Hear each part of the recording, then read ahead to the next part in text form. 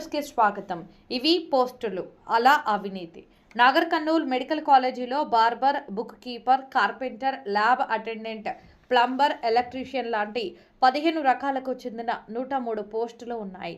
ఈ కొలువులకు ప్రతి నెల 15,000 నుంచి 20,000 రూపాయల వరకు వేతనాలు చెల్లించడం జరుగుతుంది. అయితే ఈ ఉద్యోగాలను ప్రభుత్వం ఓ అవుట్సోర్సింగ్ ఏజెన్సీ ద్వారా భర్తీ చేస్తుంది.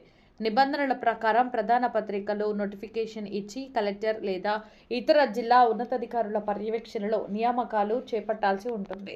అయితే బలం ఉన్నోడిదే రాజ్యం అన్నట్లు అధికార పార్టీ నాయకుడే ఈ ఏజెన్సీ నడిపిస్తుండటంతో నిబంధనలకు నీళ్లు వదిలారని తెలుస్తుంది.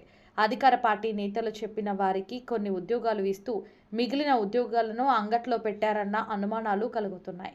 దీనికి సంబంధించి ఎంపిక ప్రక్రియ పారదర్శకంగా లేకపోవడం కారణంగా కొందరు ఆశావాహ నిరుద్యోగులు వాపోతున్నారు. ఒక్క పోస్టుకు 50,000 నుంచి ₹1,00,000 వరకు సదరు ఏజెన్సీ డిమాండ్ చేస్తున్నట్లుగా పలువురు పేర్లు చెప్పడానికి భయపడుతున్న ఉద్యోగార్థులు వాపోతున్నారు.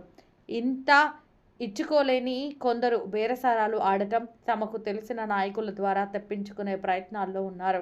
కానీ ఎక్కడైనా చెప్తే ఉద్యోగం రాకుండా పోతుందేమో అనే భయం ఉందని పేర్లు చెప్పడానికి ఇష్టపడని కొందరు ఆవేదన వ్యక్తం చేస్తున్నారు.